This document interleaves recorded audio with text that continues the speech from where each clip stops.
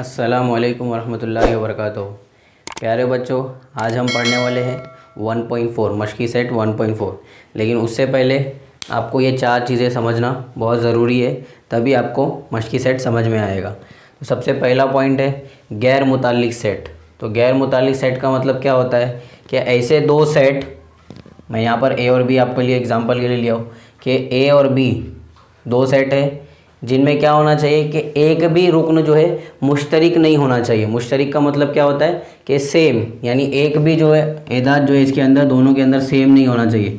तो देखिए 1 2 3 4 और यहाँ पर 5 6 8।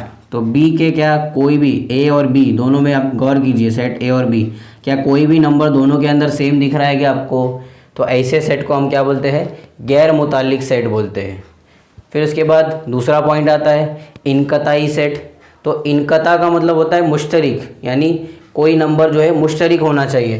तो एग्जांपल के तौर पे मैं यहाँ पर थोड़ा चेंज करता हूँ आपको समझाने के लिए। सेट बी को चेंज करता हूँ मैं। यहाँ पर मैंने ले लिया 2 और 3 और 4। तो इनकताई सेट का मतलब क्या होता है कि ऐसा दो सेट जिसमें क्या हो, अरकान जो है मुश्तरिक हो, कोई रुकन जो है मुश्तरिक होना चाहिए दोनों के अंदर।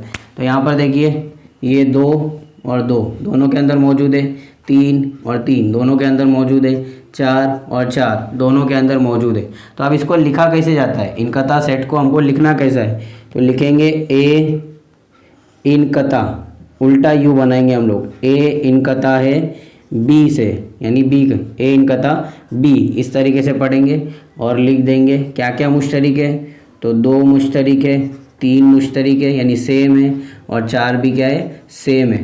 तो ये हो गया ए इनका। पॉइंट नंबर 3 है हमारा इज्तिमाई सेट। तो इज्तिमा का मतलब क्या होता है? एक जगह जमा करना। तो हम दोनों सेट को मिला देंगे, जमा करना यानी मिलाना। तो इसको लिखा कैसे जाता है?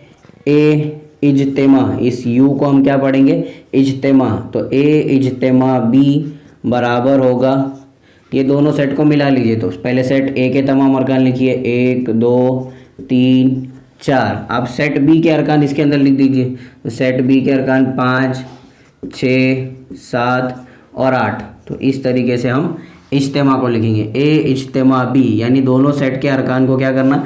एक मेहराबी कौस के अंदर लिख देना। इसी को हम बोलते हैं इज्तिमा, यानी एक जगह मिला दिया हमने। फिर उसके बाद आता है चौथा पॉइंट, सेट में अरकान की तादाद। तो अरकान यानी रुकन की जमा अरकान। तो अरकान की तादाद हमको बताना है। तो देखिए यहाँ पर सेट ए में गौर कीजिए, सेट ए के अंदर कितने अरकान दिख रहे हैं आपको? 1 2 3 4। तो इसको लिखा कैसे जाएगा? ये हमारा तीसरा पॉइंट। अब चौथे पॉइंट की बात कर रहे हैं हम लोग, सेट में अरकान की तादाद। तो नंबर इस तरीके से स्मॉल एन लिखेंगे, नंबर ऑफ ए इस तरीके से पढ़ेंगे हम, नंबर ऑफ ए यानी अरकान की तादाद कितने हैं इसके अंदर? तो 4 है। नंबर ऑफ ए बराबर इसके अंदर 4 अदद है। फिर उसी तरीके से अगर मैं बी की बात करूं तो इसको कैसा लिखेंगे कि नंबर ऑफ बी कितना है यहाँ पर हमारा? 1 2 3 4। कितने अदद है इसके अंदर भी? 4 अदद है। अगर इसी तरीके से मैं आपको दे देता हूँ सेट सी, मेहराबी कौस के अंदर मैं लिखता हूँ ए small B small C small D small ई और स्मॉल एफ। तो अगर नंबर ऑफ सी अगर मैं आपको पूछूं तो आप क्या बोलेंगे? एन, स्मॉल एन लिखिएगा, फिर छोटा सा नंबर ऑफ सी। कुछ बच्चे क्या करते हैं? इस तरीके से लिखते हैं सी कॉस में एन। तो ये क्या है? गलत तरीका है। एन को बाहर लिखना है और सी जो सेट है हमारा उसको अंदर लिखना है। तो नंबर ऑफ सी बराबर होगा, कितने अरकान है इसके अंदर? रुकन कितने हैं? 1 2 3 4 5 6। तो 6 रुकन है, तो इसलिए नंबर ऑफ सी क्या हो जाएगा? 6 हो जाएगा। अब बढ़ते हमारे मशकी सेट 1.4 की तरफ। पहला सवाल आपको दिया हुआ है कि अगर नंबर ऑफ़ ए बराबर है 15, नंबर ऑफ़ ए इज्तिमा बी बराबर है 29 और नंबर ऑफ़ ए इनकता बी बराबर है 7 हो तो नंबर ऑफ़ बी बराबर कितना? ये हमको पूछा है। तो ये फार्मूले से हम लोग इस सवाल को हल करेंगे। तो नंबर ऑफ़ ए इज्तिमा बी हमको कितना दिया हुआ है? तो नंबर ऑफ़ ए इज्तिमा बी हमको दिया हुआ है 29। तो इसकी जगह पर हम क्या रख देंगे? 29 रख देंगे। फिर बराबर नंबर ऑफ़ ए, तो नंबर ऑफ़ ए कितना दिया हुआ है हमको? 15। तो 15 रख देंगे। फिर जमा नंबर ऑफ़ बी, तो नंबर ऑफ़ बी हमको मालूम करना है तो उसको ऐसा ही लिखेंगे हम लोग as it is number of B. फिर माइनस यानी नफ़ी, नंबर ऑफ़ ए इनकता बी, तो ए इनकता बी यानी हमको कितना दिया हुआ है, 7 दिया हुआ है। अब इसको हम सॉल्व करेंगे तो 29 अपनी जगह पर है, 15 और 7 ये दोनों को पहले लिख लीजिए, तो ये जमा का 15 है और ये नफ़ी का 7 है। तो आप इस तरीके से भी कर सकते हैं कि नफ़ी के 7 को पहले इधर लेके आ जाइए बराबर के ये साइड, तो ये क्या हो जाएगा, जमा का 7 हो जाएगा। यहाँ पर 15 बचा हुआ है और नंबर ऑफ़ बी बचा हो गया, नफ़ी का 7 यहाँ पर आ गया, तो जमा का 7, तो 29 में 7 मिला दिए तो क्या हो जाएगा, 36 हो जाएगा।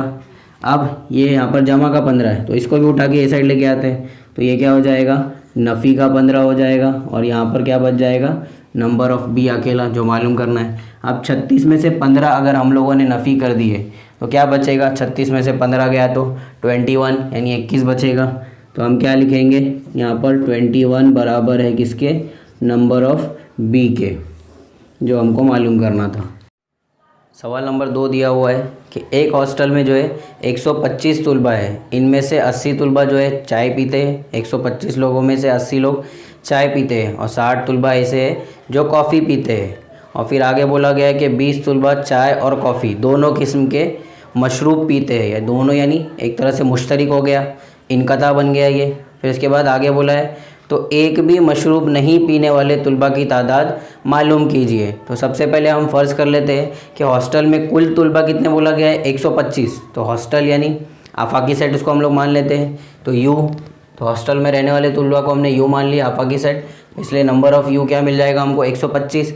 अब इसमें से 80 तलबा चाय पीते हैं, तो चाय पीने वाले को हम लोगों ने ए मान लिए, तो इसलिए नंबर ऑफ़ ए क्या मिल जाएगा हमको, 80 मिल जाएगा। फिर कॉफ़ी पीने वाले तलबा को हम बी मान लेते हैं, तो नंबर ऑफ़ बी क्या हो जाएगा हमारा, 60 हो जाएगा। अब आगे बोला गया था कि दोनों चीज़ पीने वाले चाय और कॉफ़ी, तो ये क्या हो जाता है, मुश्तरिक हो जाता है, यानी ऐसे बच्चे जो चाय भी पीते हैं और वही बच्चे कॉफ़ी भी पीते हैं, तो मुश्तरिक यानी इनकता, तो ए इनकता बी, कॉफ़ी और चाय पीने वाले, तो इसलिए नंबर ऑफ़ ए इनकता बी हमको क्या दे दिया गया है, 20 दिया हुआ है। तो इसका मतलब हमको ए इज्तिमा बी मालूम करना पड़ेगा। ए इज्तिमा बी मालूम हो जाएगा तो हम यू में से, आफाकी सेट में से यानी 125 में से इसका जो आंसर आएगा उसको माइनस कर देंगे, तो हमको पता चल जाएगा कि ऐसे कितने बच्चे हैं जो चाय और कॉफ़ी दोनों भी नहीं पीते हैं। तो चलिए हम इस फॉर्मूले से हल करते हैं। तो सबसे पहले नंबर ऑफ़ ए इज्तिमा बी हमको पता नहीं है, तो उसको एज इट इज़ लिख देंगे हम लोग, नंबर ऑफ़ ए इज्तिमा बी। नंबर ऑफ़ ए, तो यहाँ पर हमको अभी मालूम पड़ा था नंबर ऑफ़ ए 80 है, तो यहाँ पर रख दीजिए 80। नंबर ऑफ़ बी कितना है हमको, 60, तो यहाँ पर रख देंगे 60 माइनस यानी नफ़ी। नंबर ऑफ़ ए इनकता बी, तो कितना दिया हुआ है, 20 दिया हुआ है, तो यहाँ पर हम 20 रख देंगे। अब इसको सॉल्व करते हैं हम लोग, 80 में पहले 60 मिला दीजिए तो कितना हो जाएगा, 140 हो जाएगा। फिर नफ़ी का 20 लिख लीजिए, 140 में से 20 को अगर हम नफ़ी कर दें तो कितना बच जाता है, 120। तो नंबर ऑफ़ ए इज्तिमा बी क्या मिल जाएगा हमको, 120 मिल जाएगा। तो क्या ये हमारा आंसर है, नहीं ना, क्योंकि उसने सवाल क्या पूछा था, ये तो जमा हो गया, कुल इतने बच्चे हैं जो चाय कॉफ़ी सब कुछ पीते हैं, लेकिन उसने क्या पूछा था कि कितने ऐसे बच्चे हैं जो दोनों भी चीज़ नहीं पीते, एक भी मशरूब यानी एक भी शरबत या चाय या कॉफ़ी नहीं पीते। तो हमको क्या करना पड़ेगा, यू में से इसको माइनस करना पड़ेगा। तो क्या लिखेंगे हम लोग, एक भी मशरूब नहीं पीने वाले बच्चे, तो एक भी मशरूब नहीं पीने वाले बच्चे लिखिए या तुलबा लिखिए। तो क्या करेंगे हम लोग, नंबर ऑफ़ यू में से माइनस कर देंगे हम लोग नंबर ऑफ़ ए इज्तिमा बी, जो हमारा आंसर आया है। तो नंबर ऑफ़ यू कितना है, 125, और नंबर ऑफ़ ए इज्तिमा बी क्या आया है, ए इज्तिमा बी 120। तो इसमें से 125 में से 120 गया, तो क्या मिलेगा आंसर हमको, 5, यानी 5 तुलबा जो ऐसे है जो चाय और कॉफ़ी दोनों भी नहीं पीते। सवाल नंबर 3 आपको दिया हुआ है कि एक मुकाबला जाती इम्तिहान में 50 तुलबा जो है अंग्रेज़ी में कामयाब हुए। तो मैंने अंग्रेज़ी के लिए यहाँ पर पहले से फ़र्ज़ किया कि अंग्रेज़ी में कामयाब होने वाले तुलबा, इसको ए फ़र्ज़ कर लिए। तो नंबर ऑफ़ ए हमको क्या दे दिया उसने, 50 दिया हुआ है। फिर 60 तुलबा जो है रियाजी मजमून में कामयाब हुए, तो रियाजी यानी मैथ्स, तो उसको हम लोग बी फ़र्ज़ कर लेते हैं रियाजी मजमून को। तो नंबर ऑफ़ बी हमको क्या मिल जाएगा, 60 मिल जाएगा। फिर आगे बोला गया है कि 40 तुलबा ऐसे हैं जो दोनों मज़ामीन में, तो दोनों यानी ए और बी, अंग्रेज़ी और रियाजी, तो ए इनकताब बी मुश्तरिक दोनों में कामयाब होने वाले, तो उसको हमको तादाद कितना दिया हुआ है, 40 दिया हुआ है। फिर आगे बोला है कि एक भी तालिब इल्म जो है दोनों मज़ामीन में नाकाम नहीं हुए, यानी कोई भी बच्चा जो है फ़ेल नहीं हुआ, तो कुल कितने तुलबा थे। तो यानी ए इज्तिमा बी हमसे वो पूछ रहा है। तो आइए हम फार्मूला लगा के हमारे सवालात को हल करते हैं। तो ए इज्तिमा बी यानी कुल कितने तुलबा थे हमको मालूम करना है। तो इसको वैसे ही रखते हैं हम लोग, नंबर ऑफ़ ए इज्तिमा बी बराबर, तो नंबर ऑफ़ ए तो यहाँ पर हमको मालूम है 50 है, तो यहाँ पर कीमत रख दीजिए 50। नंबर ऑफ़ बी 60 है, तो यहाँ पर 60 लिख देते। और नफ़ी नंबर ऑफ़ ए इनकताबी यानी मुश्तरिक दोनों मज़ामीन वाले कितने थे, 40 थे, तो 40 लिख देंगे हम लोग। अब इसको जमा नफ़ी करके आंसर लेके आते, 50 में 60 मिलाएंगे तो कितना हो जाएगा, 110 नफ़ी 40। अब 110 में से नफ़ी 40 यानी माइनस करेंगे हम लोग, तो कितना बच जाएगा हमारा, 70 बच जाएगा। तो नंबर ऑफ़ ए इज्तिमा का मतलब होता है कुल, तो यही हमसे पूछा गया था कि कुल ऐसे कितने तुलबा है जो नाकाम नहीं हुए, फेल नहीं हुए। तो टोटल तुलबा कितने हैं,